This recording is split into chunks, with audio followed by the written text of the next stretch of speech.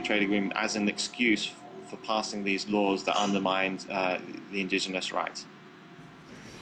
Many of the newspapers in Peru, they're not mentioning the indigenous killed, the indigenous people who are killed. They're just talking about the police who are killed. How is information getting out to the rest of Peru?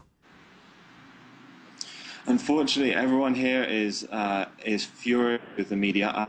There are a lot of upset people in the region coming there as visiting Boa Chica as foreign press yesterday. People were gathering around our car, very angry, shouting because we're wondering why the media is not covering the indigenous deaths. What we're seeing appears to be a government manipulation. Trying to present this as all about dead policemen and presenting the indigenous people as savage, as barbaric. What is very notable here, nobody here in the local towns, there are many local townspeople here, is afraid of the indigenous, and nobody has seen any indigenous people with guns.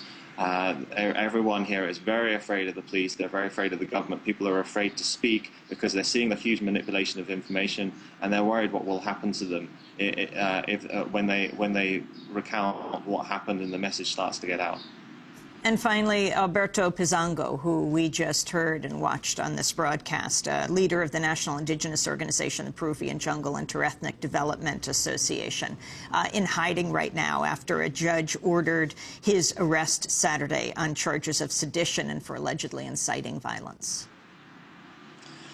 Well, the government hasn't appeared to understand this movement. It hasn't been a political movement. It has been a very much autonomous movement of thousands of indigenous people across the Amazon from dozens of different ethnic groups, all coming together under the common complaints that they have.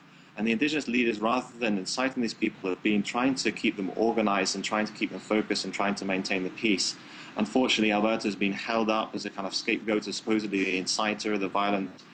When with him and other leaders I've spoken to, I've always seen them as being pleading with local people to maintain calm, to produce these actions peacefully. And I think it's essential for any peaceful solution to be found that these leaders are reinstated, that they're allowed to come back and negotiate on behalf of their people, because they're the only people that I think that can really bring a peaceful solution to this situation. Gregor McLennan, thank you very much for joining us, speaking to us by Democracy Now! Video stream in the Amazon in Bagua, where the massacre took place this weekend. We'll keep you updated on what is happening in Peru through the week. This is Democracy Now!, democracynow.org, the War and Peace Report. Back in a minute.